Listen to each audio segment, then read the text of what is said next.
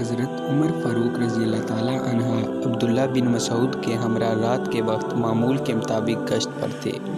رات کے اندھیرے میں انہیں روشنی سی نظر آئی۔ انہوں نے روشنی کی طرف چلنا شروع کر دیا۔ ایک گھر نظر آیا، اندر سے روشنی باہر آ رہی تھی۔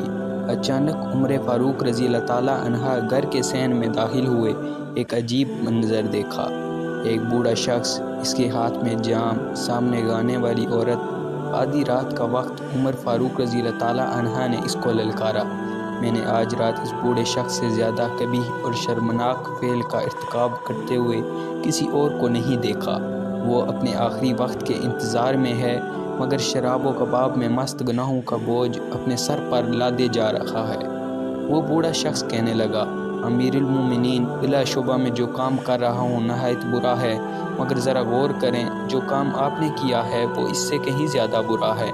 آپ نے تجسس کیا ہے، حالانکہ اسلام نے تجسس سے منع کیا ہے، اور آپ میرے گھر میں میری اجازت کے بغیر داخل ہوئے ہیں، حالانکہ یہ منع ہے۔ حضرت عمر رضی اللہ تعالیٰ عنہ نے فرمایا، تم نے سچ کہا۔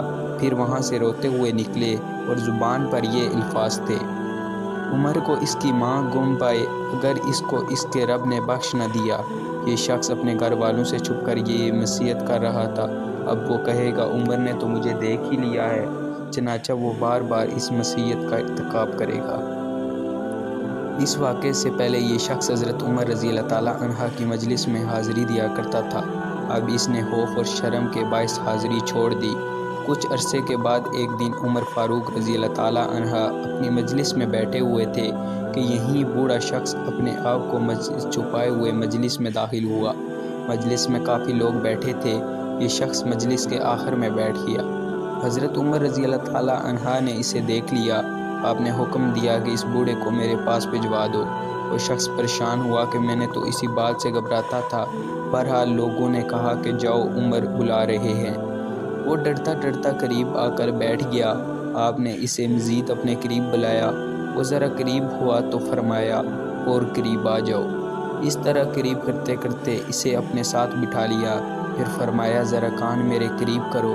پھر اس کے کان میں فرمایا، سنو، اس ذات کی قسم جس نے محمد صلی اللہ علیہ وآلہ وسلم کو حق کے ساتھ رسول بنا کر بھیجا ہے، میں نے جو اس روز دیکھا کسی شخص کو نہیں بتایا، حتیٰ کہ ابن مسعود کو بھی، حالانکہ وہ اس رات میرے ساتھ تھے۔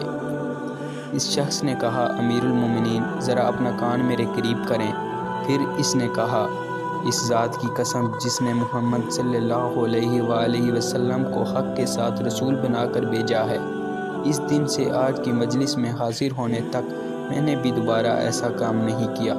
عمر فاروق رضی اللہ تعالیٰ عنہ کو یہ کلمات سننے کے بعد اتنی خوشی ہوئی کہ آپ نے بلند آواز میں اللہ اکبر کہا۔ لوگوں کو